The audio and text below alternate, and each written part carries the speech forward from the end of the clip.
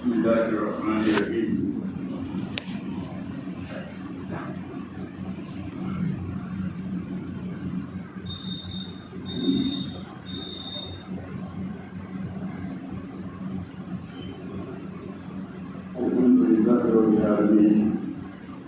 Alhamdulillahirabbil alamin.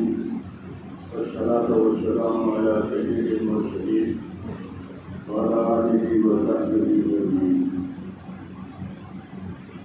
میرے بھائیوں، رسول اللہ علیہ وسلم نے اپنی معیشت کو بارش کے پانی سے مشابہت کی. میرا دنیا میں ایسا ندی بن کر ایسا ہے جیسے آسمان سے پانی کا بارش. صلی اللہ علیہ وسلم من العلم والهدى كمثل الغيث. جو علم و ہدایت دے کر پروردگار نے مجھ کو بھیجا ہے، اس کے ملا ایسی ہے جیسے آسمان سے آنے والا پانی. آسمان سے آنے والے پانی کی کیا تاثیر ہے؟ آسمان سے آنے والے پانی کی تاثیر یہ ہے کہ وہ زمین کی ہر چیز کو حیات دیتا ہے، اسے حیات کا سبب بن جاتا ہے. اگر آسمان سے پانی کم ہو جائے تو زمین کی ہر مخلوق مر جائے. کوئی بھی مخلوق زندہ نہیں رہ سکتی. آسمان کے پانی میں حیات کا وہ ہے مادہ جو زندگی کا ذریعہ بن گئی. وجعلنا من الماء كل شيء حي. کہ ہم نے پانی سے ہر چیز کو حیات کر دی. تو مادی حیات کے لیے اللہ نے آسمان سے یہ پانی نازل کیا. حیوانات ہو، نباتات ہو، انسان ہو، اور یہ پتہ نہیں کیا کیا دبے ہوں گے، وہ تو اللہ ہی جانتے ہیں. تو یہ مادی چیزوں کے لیے یہ پانی اتارا گیا. تو حضور اپنی معیشت کو اس سے مشابہت ہے. پانی کی طرح ہے، پانی کے بغیر کسی کا گزارا نہیں. ایسے آپ جو چیزیں لے کر آئے ہیں ان کے بغیر کسی کی نجات نہیں. اس کے بغیر کسی کی نجات نہیں. ہماری معیشت سے 4 شعبے ہیں: تجارت، زراعت، حکومت اور مزدوری. یہ 4 شعبے معیشت کے گزارے کی دنیا میں. حکومت کرنا ہوگا، زراعت کرنا ہوگا، تجارت کرنا ہوگا اور مزدوری کرنا ہوگا. سمجھ میں آئے نا؟ یہ 4 شعبے ہیں جس پر گزارا ہو رہا ہے. وہ ضرورتیں راحتیں ملتی ہیں. یہ 4 شعبے. ہر شعبہ حضرت فرماتے تھے ہمارے دین میں ہر شعبے کے فضائل ہیں، ہر شعبے کے مسائل ہیں. کہ ہمارے دین صرف مسجدوں تک نہیں ہے بڑی گئی ہے. مسجد تو ایک مقام اور ٹھکانہ ہے، ایک ایسی جگہ اس کو بتائیے خیر پھیلنے کے لیے. لیکن زندگی کے یہ 4 شعبے ہیں اور دین نے ان 4 شعبوں کو اس طرح گھیرا ہے کہ ہر ہر شعبے کے فضائل ہیں، ہر شعبے کے مسائل ہیں۔ تجارت کے فضائل ہیں، تجارت کے مسائل ہیں۔ زراعت کے فضائل ہیں، زراعت کے مسائل ہیں۔ مزدوری کے فضائل ہیں، مزدوری کے مسائل ہیں۔ اقتدار کے فضائل ہیں، اقتدار کے مسائل ہیں۔ علم و ذکر جو ہمارے پاس ہے وہ کس میں یہ رہ پاتی ہے؟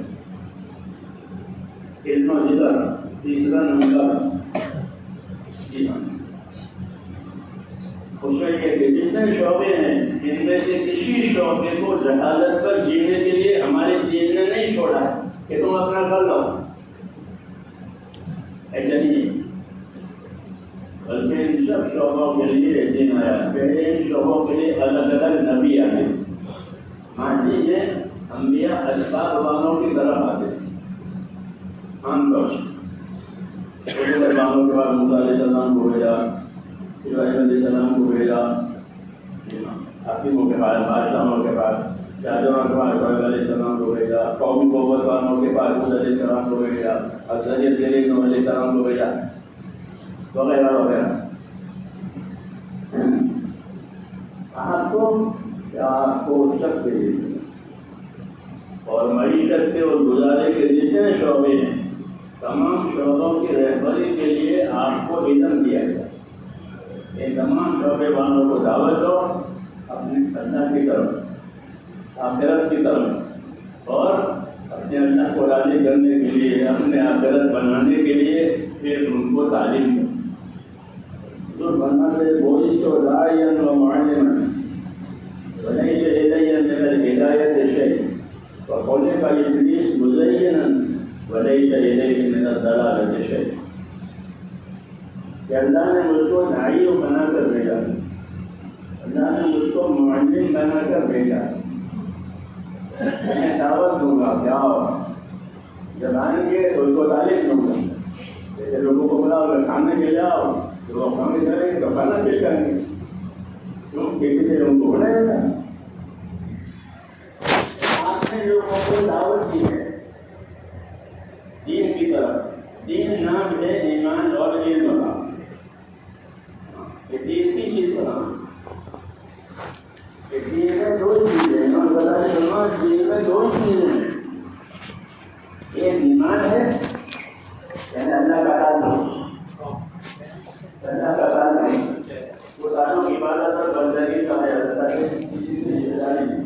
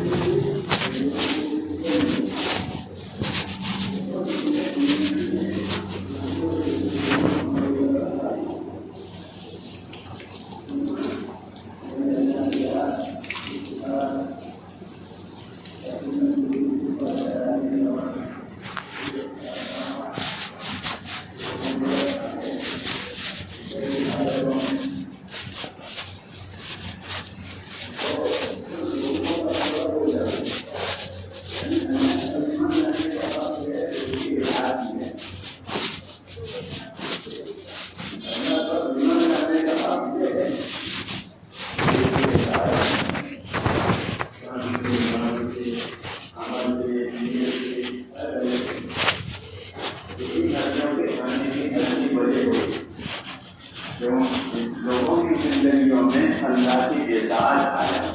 وما ارسلنا من رسول الا ليطاع باذن اللہ۔ کہ جب کبھی ہم نے کوئی رسول بھیجا ہے تو اس کے ہمیں کسی کی یہی ضرورت ہوتی ہے کہ وہ اللہ کے فرمان سے اللہ کے بندوں میں اطاعت قائم کرے،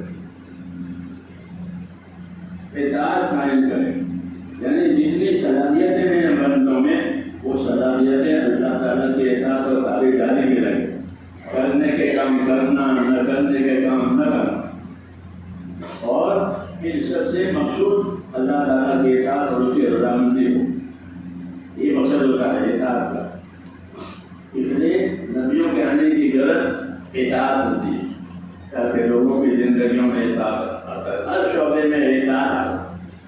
پھر اطاعت کو صحیح کرنے کے لیے اللہ تعالیٰ نے علم دیا تاکہ وہ سیکھ کر کے اطاعت کرے، دیکھا دیکھی نہ کرے۔ جیسے آج کل دیکھا جائے کہ وضو بھی کر لیتے ہیں، جس کو وضو کرتے دیکھا تو وضو کر لے، نماز پڑھتے تو اب بیٹے روٹی سے کپڑے مارتے کیا تو کپڑے مارتے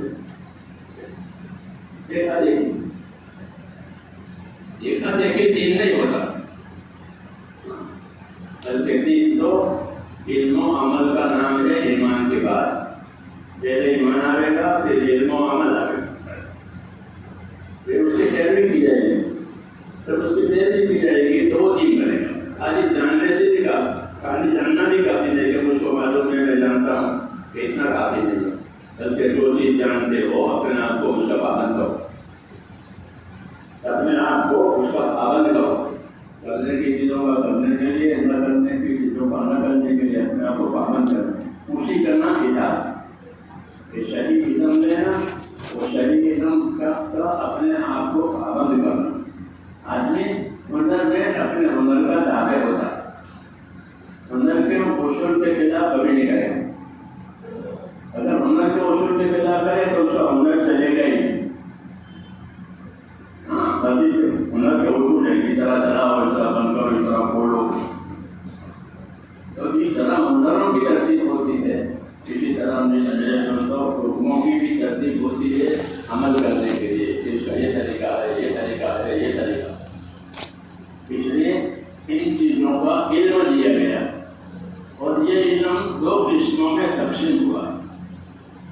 ایک قسم یہ ہے علم کی جو باتیں بتائی گئی ہیں، جن چیزوں کی ذمہ داری دی گئی ہے، ان پر عمل کرنے سے تمہیں کیا ملے گا، نہ عمل کرنے کی کیا سزا ہے، ایک علم یہ ہے۔ یہ فرق ہے اللہ تعالیٰ کی طرف سے آنے والے اصولوں میں اور دنیا کے اصولوں میں۔ دنیا کے اصولوں میں قانون بنایا جاتا ہے، وہ قانون اصلاح کے لیے نہیں ہوتے بلکہ پکڑ کے لیے ہوتے۔ قانون جتنے بنتے ہیں وہ اصلاح کے لیے بنتے، ایسے لوگوں کی اصلاح ہو جائے، بلکہ اس کے خلاف کوئی کرے تو وہ پکڑ میں آ جائے۔ اللہ کے قانون میں پکڑ بھی ہے اور اللہ کے قانون میں آپ کی طرف رہبری بھی، دونوں باتیں، تاکہ ان کی زندگی سمجھ جائے۔ یہ نہیں کہ یہ خالی خلاف ورزی کرنے سے پکڑ میں آ جائے اور سزا کھائے، کیونکہ دنیا کے قانونوں میں سزا نہیں ہوتی ہے، اور تو کچھ ہوتا نہیں کہ جو اسے سزا کرے ہم کو سزا ہوگی، اور عمل کرے گا تو کچھ نہیں جان کر کے عمل کرنے کی وجہ سے۔ دین میں ایسا نہیں ہے، اللہ نے ایسا نہیں کیا کہ ہمارے یہاں قانون بھی ہے، اور قانون کے ساتھ ساتھ ہمارے یہاں اللہ نے فرمایا کہ فضل بھی ہے، فضل بھی ہے، اور فضل میں سب چیزیں آ جاتی ہیں۔ ہاں اللہ فرماتے تھے کہ اللہ کا فضل ہو، کہ فضل میں سب، فضل میں حیات، فضل میں روزی، فضل کے اندر جنت، یہ سب چیزیں فضل میں آ جاتی ہیں۔ اللہ میں نظر کبھی فضل ہے کہ اللہ میں آپ سے فضل مانگتا ہوں، تو فضل میں ساری چیزیں آ جاتی ہے جس سے آدمی محتاج ہے، ہاں جس میں اسی کمی نہیں ہے۔ اور اللہ نے فضل کا وعدہ کیا کہ ہم فضل کریں، اللہ ہو جائے جب امت فرض ہم نے وہ وعدہ، اللہ تعالیٰ وعدہ کرے گا تو ہم سے مغفرت کا، اگر تمہارے قصور ہیں تو تمہاری زندگی صحیح ہے تو قصور نہ کرے، اور صرف معافی نہیں بلکہ معافی کے بعد نوازش بھی ہوگی۔ ایک بھائی نے کسی کو بری کر دیا تو بھائی اس کو بری کرے تو بری ہو گیا، پھر کچھ نہیں تھا، اس کو تو بری کر دیا۔ اللہ تعالیٰ کہہ رہا ہے بری بھی کریں گے اور بری کرنے کے بعد نوازش بھی کریں گے، بری بھی کریں گے تمہارے قصور معاف، اور رحم بھی کریں گے، بدل بھی کریں گے۔ ایک علم یہ بتاتا ہے، اس کو فضائل کا علم کہتے ہیں، اس کو فضائل کا علم کہتے ہیں۔ یہ علم نبیوں پر اترا ہے، یہ علم نبیوں کے دماغ کی پیداوار نہیں ہے کہ وہ اپنے خیال سے بتانے کہ ایسا ہوگا ایسا ہوگا، بلکہ فضائل کا جتنا علم ہے وہ اللہ کی طرف سے اتارا ہوا، اس لیے فضیلت ہے، اس لیے فضیلت ہے، اس لیے فضیلت، اپنی طرف سے نبی نہیں کرا بازار کا کلمہ پڑھنے سے 10 لاکھ لیکن نہیں۔ مثال بازار میں گیا مسلمان اور کرنا پڑا تو کیا ملے کہ اس کو 10 لاکھ نیکی ملی. تو وہ سوچے کہ جب بازار میں 10 لاکھ نیکی ملتی ہے تو مسجد اور ملے گی, مسجد میں پڑھوں گا تو ملے گی کہ نا, مسجد نہیں ملی, یہ تازہ نہیں ملی. اس کو بدائل کہتے ہیں. بدائل کے علم میں جو چیزیں ملنے والی ہے وہ اللہ تعالیٰ غیر سے نبی کو بتاتا ہے. اس کا یہ بدائل اس طرح گناہ تو کوئی معصیت کوئی گناہ ہو, اس گناہ پر کیا وبال ہے, کیا عذاب ہے, کیا فقر ہے, وہ بھی نبی نہیں بتاتا, بلکہ جب تک اللہ ہم کو بتاتا ایک گناہ کا یہ وبال ہے, اس گناہ کا یہ عذاب ہے. تو یہ سب چیزیں ثواب ہو, عذاب ہو, وعدے ہو, وعید ہو, یہ بھی ایک علم ہے. اس علم کو اللہ نے اس لیے اتارا ہے کہ بندوں کے دلوں میں ایک تو اللہ کے باتوں کا یقین پیدا ہو جائے. میں یہ عمل کرتا ہوں, اللہ مجھے اس پر یہ دینے والا ہے, میں نے یہ دعا پڑھی ہے, اللہ نے اس پر یہ وعدہ ہے, میں نے صدقہ کیا ہے اور صدقہ سے بلا دور سے. جی ہاں,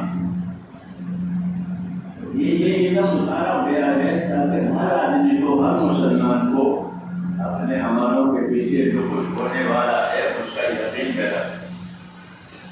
یہ ہوگا, یہ ہوگا, یہ ہوگا.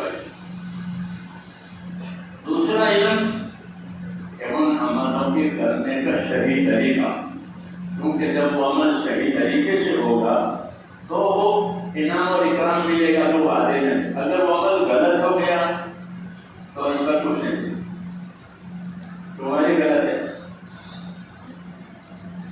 اس کو مسائل کا علم کہتے ہیں, طریقوں کا علم.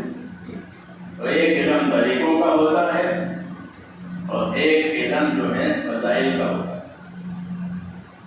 طریقوں کو مسائل کہتے ہیں اور جو قادر ہیں وہی ہیں ان کو فضائل کہتے ہیں. ان دونوں کے ہونے سے عمل صحیح ہوگا. اگر یہ دونوں نہیں ہے تو وہ عمل اس کا کمزور ہوگا. کیوں, کچھ کو معلوم دیکھ کر کیا ہو اتار لیا, سر سے اتار دیا, کیا ملنے والا ہے, کیا ہونے والا ہے, کچھ گناہ بھی دیکھا, یہ گناہ کر لیا, گناہ کر کیا ہونے والا یاد ہی نہیں ہے تو گناہ کر لیا. کیونکہ گناہ میٹھا ہوتا ہے اور ہلکا بھی ہوتا ہے. اس لیے میرے دوستوں, اندرون کی چیز پیدا کرنے کے لیے فضائل کا علم ہوتا ہے. فضائل کا علم سیکھو تاکہ پتا چلے کہ تمہارے اس عمل پر کیا کیا ہونے والا ہے, دنیا میں کیا ہونے والا ہے آخرت.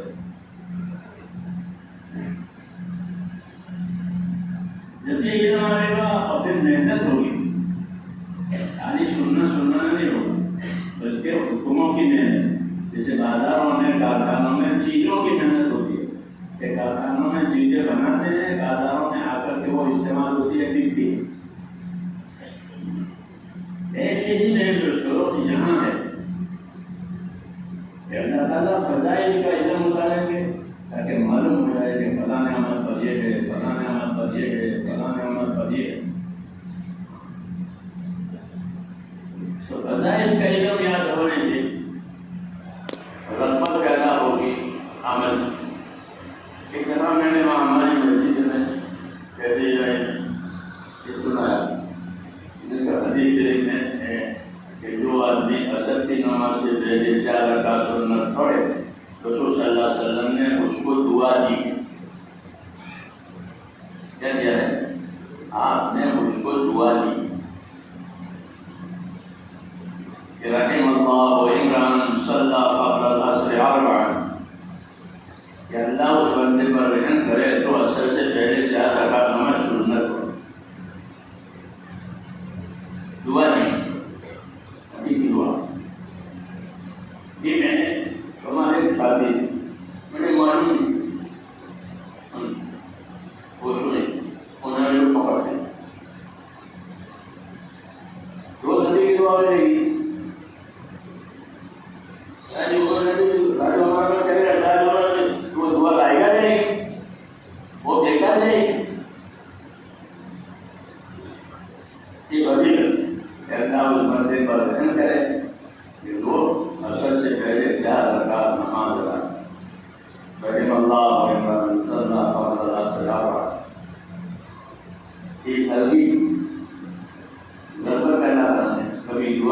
کے ذریعے سے، کبھی اس کے ثواب کے ذریعے سے، کبھی کسی بلا کے دور ہونے کے ذریعے سے ایک پر ہی بلا دور ہو جائے گی تو آدمی کو ترغیب ہوتی ہے، اندر اس عمل کی غربت پیدا ہوتی ہے.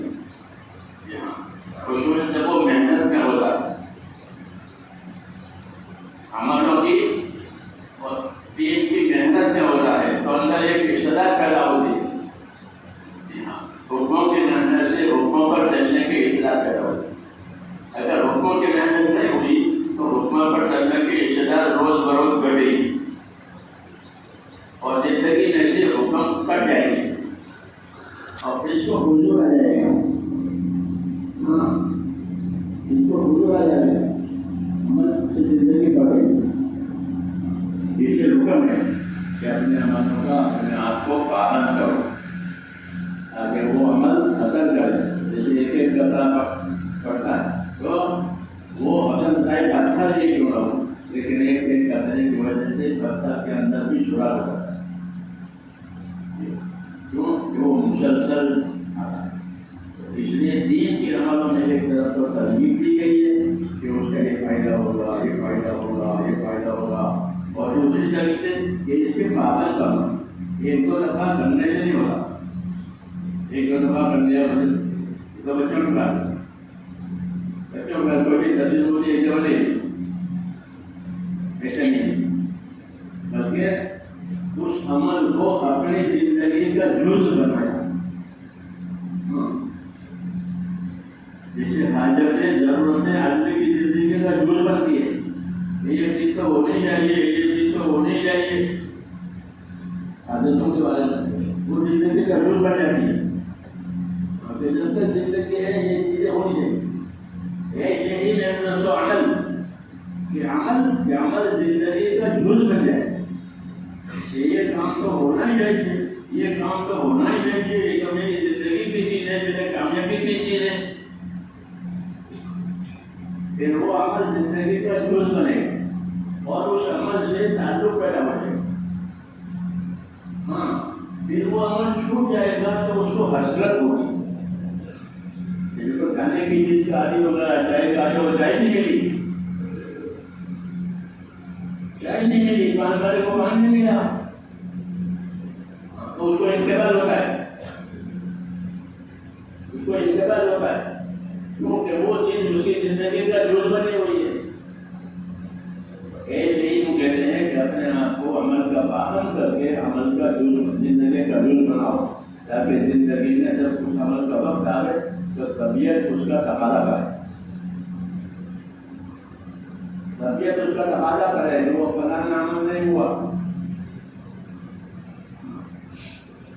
تو پھر وہ زندگی کا جز ہو جائے گا. حضرت عمر فرماتے تھے کہ جیسی زندگی گزارو گے ویسے موت آئے گی، جیسے موت آئے گی ویسے قبروں سے اٹھو گے. یہ مطلب ہے کہ اپنے آپ کو پابند کرتے ہوئے مرو. جیسی زندگی گزارو گے ویسے موت آئے گی. تو وہ عمل کی طرف ہے، حالت کی طرف نہیں کہ مزہ بن کے مرو، ایسا نہیں بلکہ پابند بن کے مرو. پابند ہو کر کے مرو. بلا تموتن الا وانتم مسلمون. کہ تمہاری موت کی حالت میں آئے کہ تم اللہ کی بات مانتے مانتے مر جاؤ. اس کو استقامت کہتے ہیں مذہب کی زبان میں. استقامت سے رہو، استقامت سے رہو یعنی اپنے آپ کو پابند کرو. پابندی اس لیے ضروری ہے کہ دنیا حالات کا گھر ہے. یہ دنیا آدمی کے لیے حالات کا گھر ہے. یہاں مختلف حالتیں آتی ہیں.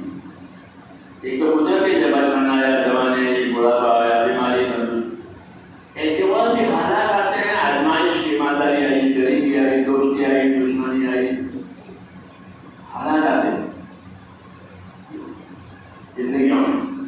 تو حالات میں زندگی کیسے گزارے؟ یا حالات جیسے ہے ویسی زندگی گزارے کہ نہ جیسے حالت ہے ویسی زندگی نہ گزارے بلکہ جیسا حکم ہے ویسی زندگی گزارے. حال کے تابع نہیں ہونا. دنیا والے حال کے تابع ہو کر زندگی گزار. بھائی حال اچھا ہے کریں نہیں، حالت نہیں. بہت ساری ہے چھٹی، بہت گرمی ہے چھٹی، وہ گلے ہو اگر فرماتے تھے ہم حال کے تابع نہیں ہیں، ہم تو حکم کے تابع ہیں، ہم حکم پورا کریں گے حال گزر جائے گا، ہم حکم پورا کریں گے اور حال گزر جائے گا۔ جی ہاں، کیونکہ ہم حال کے تابع ہیں، اسے فرماتے تھے ہماری عبادتوں کا نظام قمری ہے، یعنی ہم چاند دیکھ کر چلتے ہیں، حج کے لیے چاند دیکھا، رمضان کے لیے چاند دیکھا، عید کے لیے چاند دیکھا، اور ایک دوسرا حساب ہے، ایک دوسرا حساب ہے جس میں ہر چیز متعین ہے، سردی کے ایک مہینے ہے، گرمی کے ایک مہینے ہے، بارش کے ایک مہینے ہے۔ ہمارا ایسا نہیں ہے کہ ہمارا بدلتے رہتا ہے، کبھی نماز گرمیوں میں آئے گی، کبھی نماز سردیوں میں آئے گی، کبھی روزے گرمیوں میں آئے گی، کبھی سردیوں میں آئے گی، کبھی گرمیوں میں آئے گا، اور موتیں ہوتی ہے اتنی گرمی ہوتی ہے تو ہلاتا ہے۔ لیکن حج کے بعد تو اپنے ایام میں ہوگا، موسم آوے جاوے، اور حج کے بعد شروع معلومات حج کے مہینے معلوم ہے، تیسرے میں حج ہوگا، ایسے روزے کے مہینے معلوم ہے، تو ہماری عبادتیں اس حساب کی ہے۔ جی ہاں، یہ موسم بدلتے رہیں گے، ہماری عبادت کا نظام نہیں بدلے گا، کیوں کہ ہم حالت والے نہیں، ہم تو حکم والے، حال آئے گا گزر جائے گا۔ اگر اچھا حال آیا ہے اور اس میں بھی کام کیا ہے تو ہم کو شکر گزاروں کا ثواب ملے گا، اور حال ناگوار آیا ہے اور اس میں کام کیا ہے تو ہم کو صبر کرنے والوں کا ثواب ملے گا۔ انہوں نے اپنے آپ کو اوپر جمایا ہے کیونکہ صبر میں جمانا پڑتا ہے، تو صبر شکر کے ساتھ چلایا گیا۔ یہ ہمارا نظام ہے، جس کو عبادت اور بندگی کہتے ہیں۔ عبادت اور بندگی میں بندے کا اختیار نہیں ہوتا، عبادت میں اور بندگی میں بندے کا اختیار ہوتا، بلکہ اللہ جو کہے وہ کرنا، اسی کے لیے علم اتارا گیا تاکہ اس کے کرنے کا اجر و انعام بھی معلوم ہو، اور دوسرا علم اتارا کہ اس کے طریقے معلوم کہ صحیح طریقے پر جو عمل ہوگا تو اس پر جو باتیں ہیں اجر کے انعام کے برکتوں کے وہ ملے، ایک فضائل کا علم، ایک مسائل کا علم۔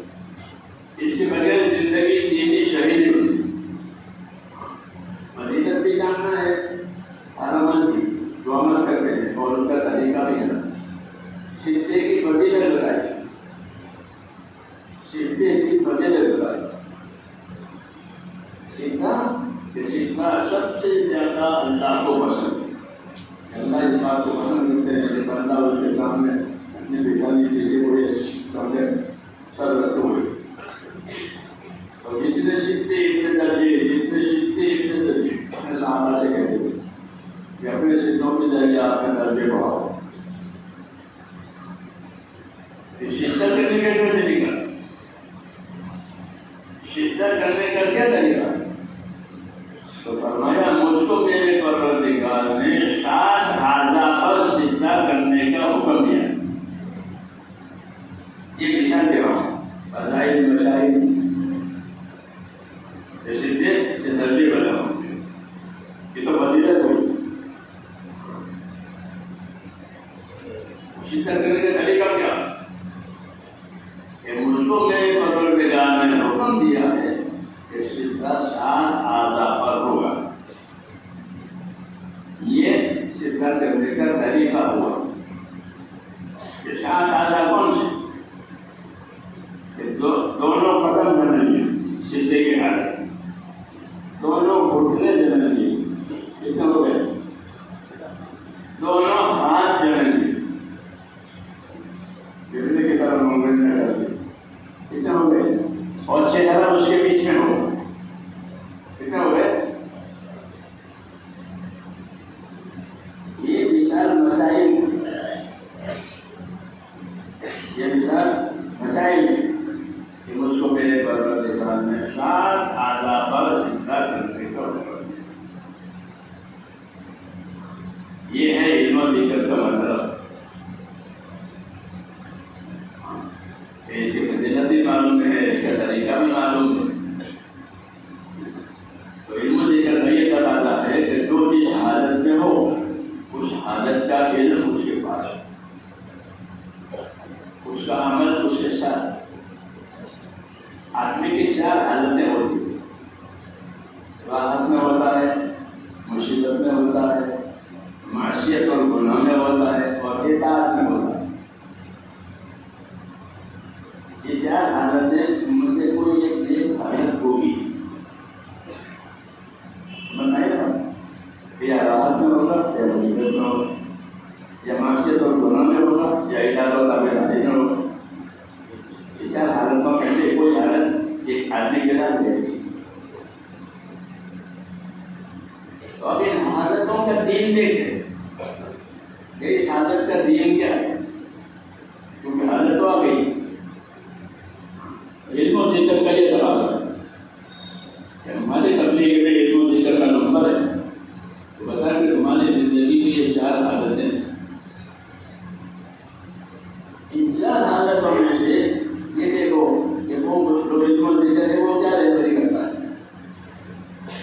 آدمی راحت میں ہے تو آپ کا علم و ذکر کیا کرے گا کہ راحت میں اللہ کا شکر کرو، اور جو حقوق واجب ہیں اسے ادا کرو، کیونکہ راحت میں ہو، معلومی نہیں ہے، مجبوری نہیں ہے، راحت میں راحت ہے تو راحت کا دل اختیار کرو، مصیبت ہے، مرض ہے اور مصیبت کا دل اختیار کرو۔ مصیبت کا کیا دین ہے، مرض اور تکلیف کا کیا دین ہے، کیونکہ ہمارے یہاں ہر ٹائم کا دین ہے۔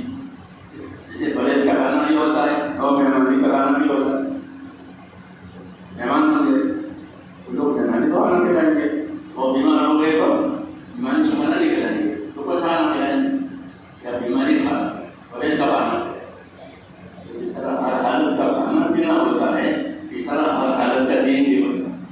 کھانا پینا کا تعلق بدن سے ہے، دین کا تعلق روح سے ہے، تو روح کی ہر حالت کا دین مانے گی، جسے بدن حالت کا کھانا پینا مانتا ہے۔ یہ علم و ذکر کا تقاضا ہے۔ علم و ذکر وہ کس ہے، یہ تو ہماری کون سی حالت ہے، اس حالت کا کیا دین ہے۔ اور غریبان زندگی میں آ جائے تو ہماری کوئی حالت بے دینی کی نہیں ہوگی، کیوں کہ ہمارے پاس علم و ذکر ہے، ہمارے پاس کیا ہے، ہمارے پاس علم و ذکر ہے، تو علم و ذکر کی وجہ سے 4 حالتوں میں سے کوئی حالت ہوگی، وہ 4 حالتوں کا دین ہوگا، ایک جو حالت ہوگی اس کا دین ہوگا۔ یہ دعوت ہے علم و ذکر کے ذریعے۔ علم و ذکر کے ذریعے سے یہ دعوت ہے کہ کسی مسلمان کی کوئی حالت بے دینی کی نہیں ہو۔ وہ سواری میں ہے تو سواری کا دین ہے، پیدل چل رہا ہے تو پیدل چلنے کا دین ہے، جی ہاں، جو جس حال میں ہے اس حال کا دین ہے۔ اس لیے علم و ذکر بتایا گیا ہے کہ تیسرے نمبر علم و ذکر آنے کے بعد بے دینی ہو ہی نہیں سکتی، جو حال ہوگا اس کا دین ہوگا، جو حال ہوگا اس کا دین ہے۔ اسی پیچھے نے علم و ذکر کو سائڈ کر دیا اور ایک حرکت رہ گئی، وہ گاڑی آ گئی،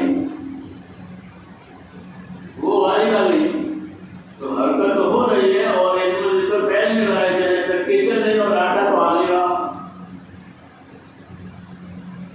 کچن نہیں ہے، ہلکی چل رہا ہے کھیت میں لیکن پیداوار ہے نہیں، ہل چل رہا ہے، کچن نہیں ہے اور آٹا نہیں، کیوں نہیں ہے کہ اس کا علم و ذکر نہیں ہے، دانا نہیں ہے، دانا نہیں ہے تو آٹا نہیں ہے، کیونکہ دانا دے گی سکتی تو آٹا دے گی، تبلیغ کی سکتی علم دے گی، ذکر علم ذکر پوری زندگی علم عمل ہے۔ حضور صلی اللہ علیہ وسلم کے آنے کا یہی مقصد تھا کہ آپ لوگوں کو جہالت میں سے نکالیں، اس میں سے جہالت میں سے نکالیں اور جہالت میں سے نکال کر علم و ذکر پر کھڑا کریں۔ ہر حال کا علم ہے، ہر حال کا ذکر ہے، ہر حال کا حکم ہے، ہر حال کا طریقہ ہے۔ اس لیے دعوت میں یہ علم و ذکر کی اصلی غرض ہے کہ ہماری زندگی کی کوئی بھی حالت بے دینی کے ساتھ نہیں ہو۔ کوئی 4 حالت جو میں نے بتائی ان کی ہر حالت کا دل ہوتی ہے دعوت۔ اس لیے میرے بھائیوں اس کام ہے سمجھنے کی ضرورت، وہ کرنے کی ضرورت ہے ہی ہے، اس طرح اس کو سمجھنے کی ضرورت۔ اگر اس کو سمجھ کر دینے لگے تو زندگی کی ہر حالت کا دین منتخب ہوگا اس کو، جو نہ وہ ہر حالت کا دین دیا گیا، طریقوں کا دین دیا گیا۔ اس لیے ایک چلتا بیٹھا مدرسہ بھی ہے۔ اصلی بات یہی ضرورت فرماتے تھے کہ ہماری زندگی جو ہے وہ تو صحابہ والی لگی کہ چلتے بیٹھتے دین دیتے رہو، دین دیتے رہو، جاننے والوں سے لینا، نہ جاننے والوں کو دینا، اوپر سے لینا، نیچے والوں کو دینا، یعنی ہندوؤں سے دین لینا، ہندو والوں سے دین لینا، اور جن کے پاس نہیں ہے ان کے پاس جا کر کے ان کو ہمارا کرنا کہ وہ آپ سے دین لیں۔ یہ دکھا رہے کہ اوپر والوں سے لے لیں اور نیچے ایک ایک کر کے دیکھ لیں، اوپر جائیں گے 100 لوگ اور نیچے ہم کر کے لے کے ایک لوں گے، ایک دوسرا ایک اوپر جائیں گے، ایک اوپر سے 3 لو اور نیچے 3، تو پھر دین حرکت میں آئے گا، دین والے بھی حرکت میں آئیں گے، ان کی زندگیاں دین پر آئیں گی۔ یہ کہتی ہے حرکت۔ حضور صلی اللہ علیہ وسلم نے امت کو حرکت کی بھی تعلیم دی ہے اور ثبات کرنے کی بھی تعلیم دی ہے۔ خالی حرکت بھی نہیں ہے اور خالی اپنی جگہ جم جانا بھی نہیں، بلکہ اسلام چکی سے مشابہت رکھتا ہے۔ اسلام چکی میں کیا ہے کہ چکی میں حرکت بھی ہے اور ثبات بھی ہے۔ اوپر کا جو ہے وہ حرکت میں رہتا ہے اور نیچے کا ہے وہ شامل رہتا ہے۔ ایسے ہی اسلام ہے کہ ہمارے یہاں حرکت بھی ہے اور ہمارا شامل بدلی بھی ہے کہ حرکت بھی کرو تاکہ اجتماعی زندگیاں دین پر آئے، اور جب اجتماعیت میں دین ملا تو ہر آدمی اپنے دین پر قائم رہے۔ کما امرتا، جیسا آپ کو حکم ملا ہے آپ اپنے دین پر قائم ہیں۔ تو شخصی زندگی میں استقامت ہے اور عمومی زندگی میں حرکت اور نصرت ہے کہ اپنی عمومی زندگیاں حرکت اور نصرت والی بناؤ کہ دین دیتے رہو، دیتے رہو، اور جب دین ملے تو اپنے دین پر قائم رہو۔ اپنے دین پر قائم کرنے کے کیا مطلب ہے کہ سب سے پہلے ہماری زندگی میں فرائض زندہ ہو جائیں۔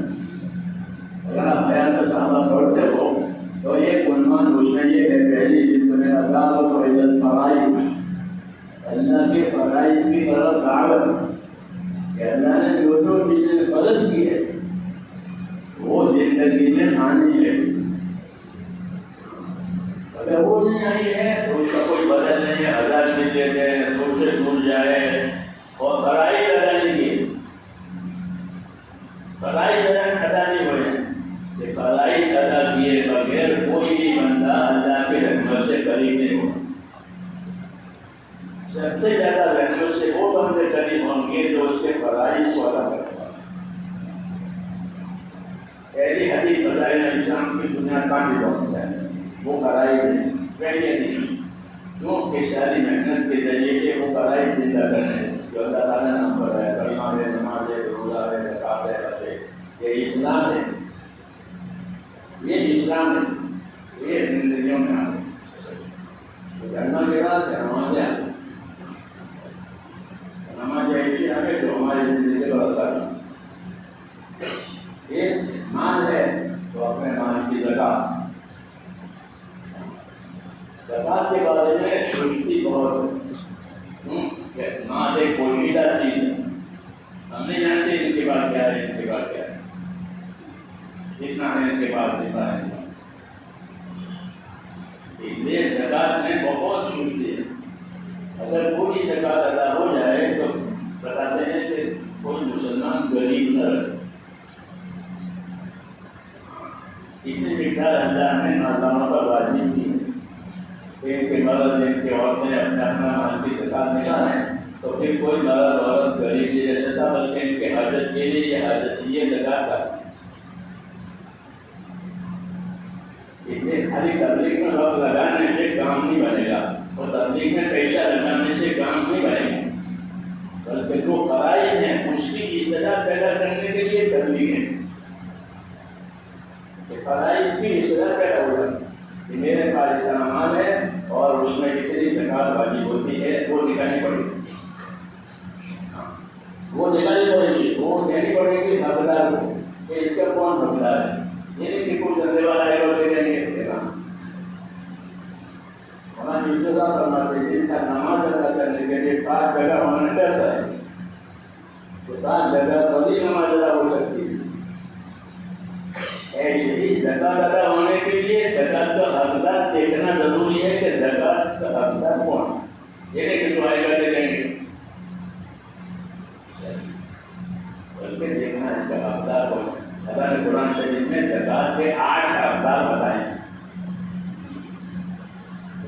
کو لوگوں کو 8 سب کے لوگ کرتی ہیں کہ ان کو زکات دی جائے گی، ان کو زکات دی جائے. یہ علم و ذکر ہے. کوئی چیز کرے تو فرائض کا علم و ذکر تب ہوگی تبلیغ، تب ہوگی تبلیغ کہ بات پہنچائی، بات سیکھی، بات پہنچائی، بات اتنا تبلیغ. تو سب سے پہلے تبلیغ ہوتی ہے فرائض کہ فرائض زندگیوں میں آ جاتے، مالی فرائض، بدنی فرائض، یہ دونوں. تو روزہ اور نماز جو ہے وہ بدنی فرائض، اس میں مال نہیں پتا. اور زکات اور حج یہ مالی فرائض. اس کے ادا کرنے کے لیے یہ محنت کے لیے نہیں ہے، محنت کے لیے نہیں ہے، بلکہ یہ محنت ارکان اسلام مسلمانوں نے زندہ ہو جاوے اس کے لیے. جسے آپ بدائے پڑھو گے تو پہلے یہ حدیث ہے کہ اسلام کی بنیاد 5 چیزوں پر ہے.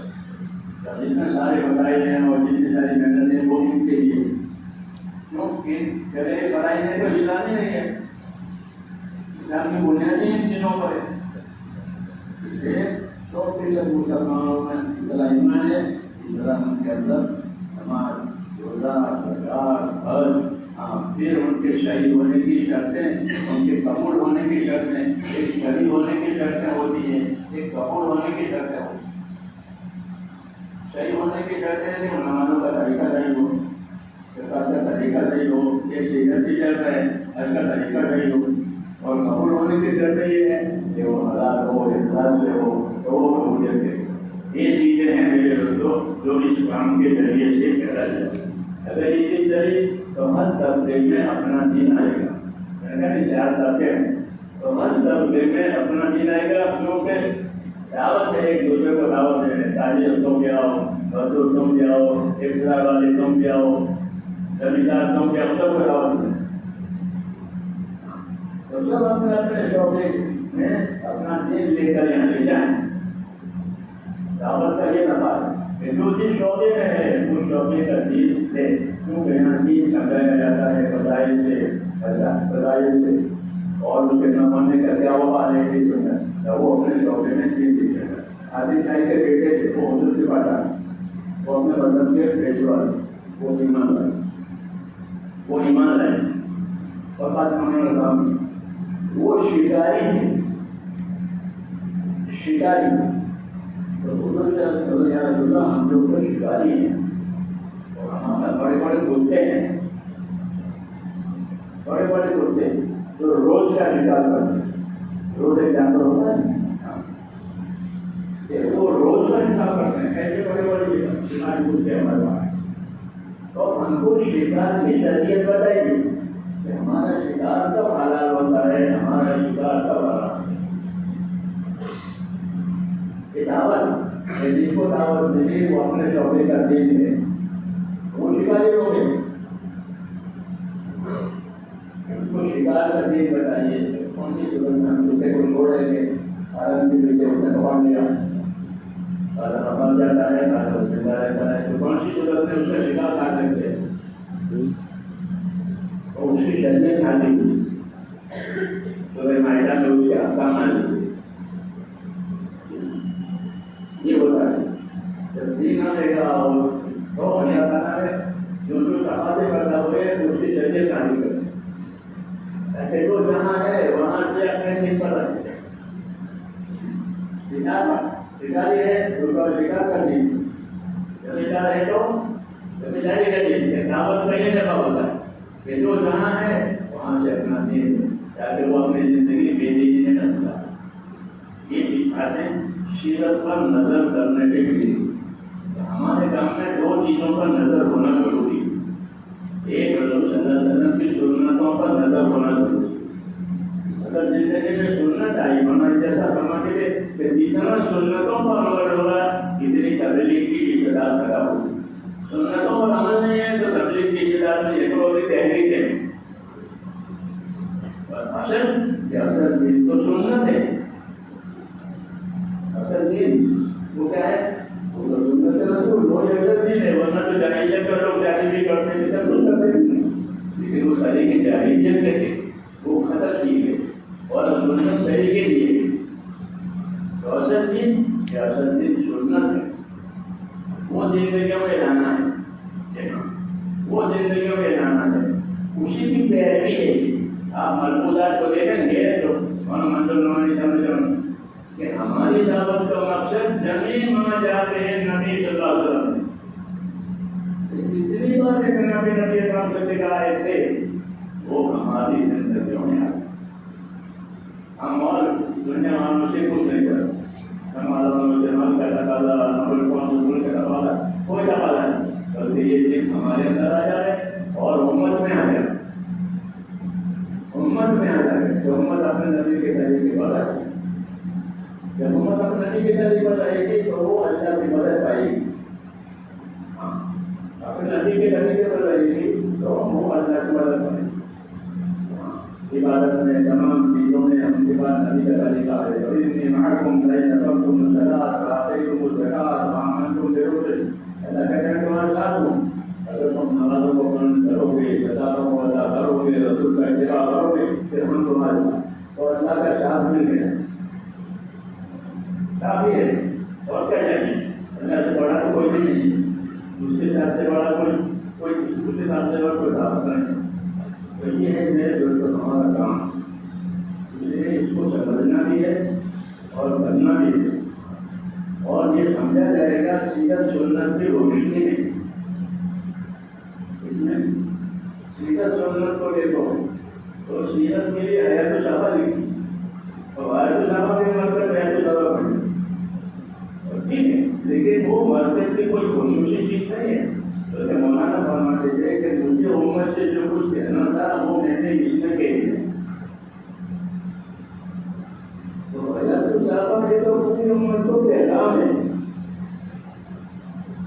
पूरी उम्मत के हर तरह को ऐलान है कि किस तरह जिंदगी गुजारोगे, कि इतने लोगों की तरह जिंदगी ये सच्चे लोग साहबा के कामों को उन्होंने चर्चा खुदा है सारे को महादेव करते हैं, अंसार करते हैं, करते हैं।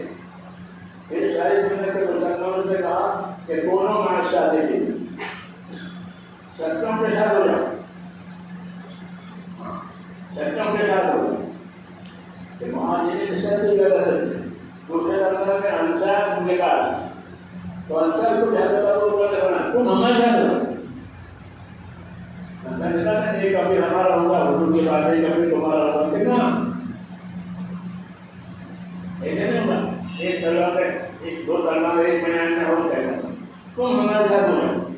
क्यों? अल्लाह मुहाजिरीन को कहता है, हुजूर मुहाजिरीन में से तुमने मुहाजिरीन हुजूर सल्लल्लाहु अलैहि वसल्लम का साथ दिया, अब हुजूर सल्लल्लाहु अलैहि वसल्लम का जो भी मुहाजिर माने तो मुझका साथ हो, दोनों मार शादी और झगड़ा बंद कर दिया। जब वो कशी जिसने झगड़ा बंद कर दिया, जब कोई झगड़ा नहीं सकता मिला तो बच्चे को लेकर मुहाजिरीन है तो भी तुम डालो अंसार के पास आए जवाब। तो यही तरह का सत्यों के साथ रहो। ये सहाबा किराम सच्चे हैं कि अपनी जिंदगी का ताल्लुक इनके साथ पैदा करने से हमको अपनी जिंदगी की जिम्मेदारियां समझ आई।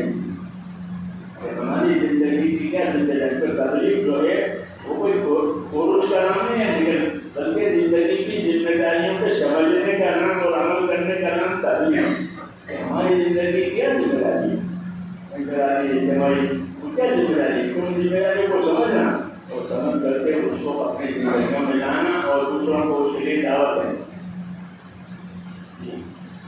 تو اس کے لیے تیار ہے.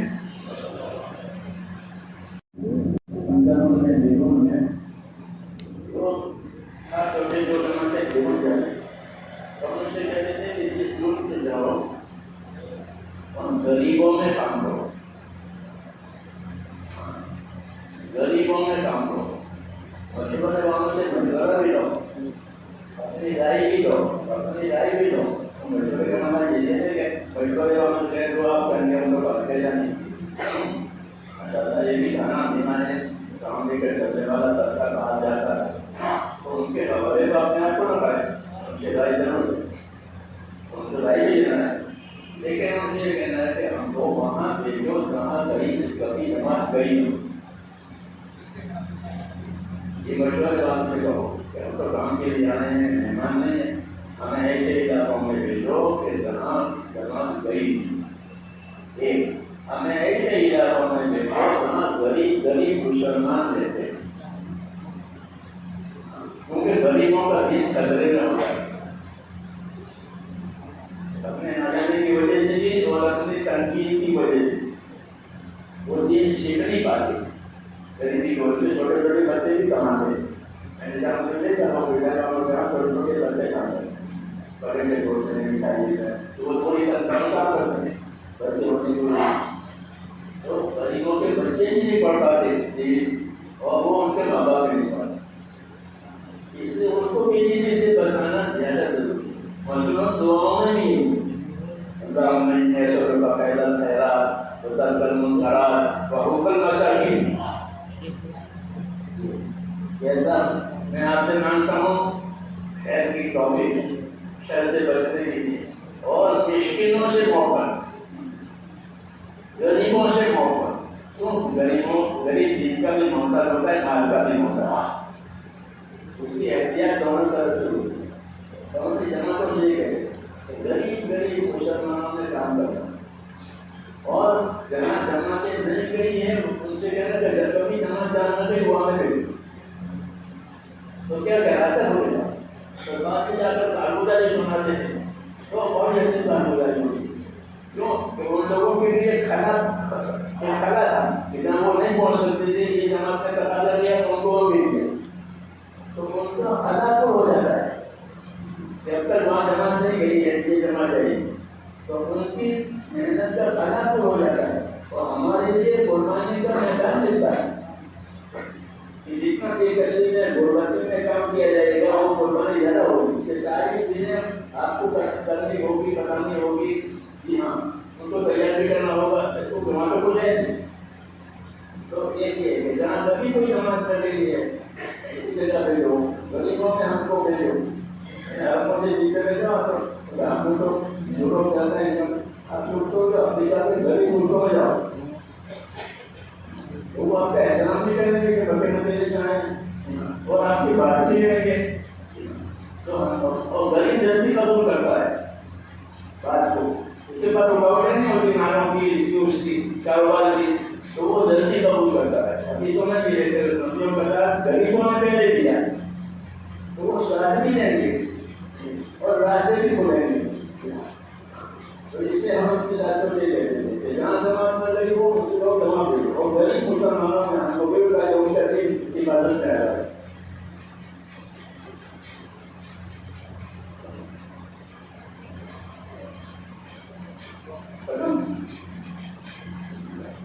دعاؤں کا میرے بھائیوں کو بہت احترام کر رہے ہیں. یہ دور ہے دعا, یہ دور دعا کا ہے. وہ حالات کا بہت بڑا دباؤ صحابہ نے سوچا اندر والے حال میں کہ بہت دباؤ ہے, پریشانی ہوا. کیا مانگے؟ یہ مانگو اللہ ہم کو روا دینا, رامن روا دینا, اللہ ہم کو روا دینا, رامن روا دینا. یہ دعا مانگا ہوا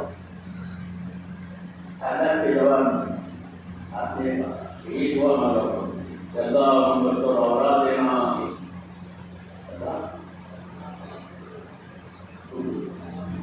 ہاں یہ دعا بتائیے حالات کا دباؤ پڑا, یہ دعا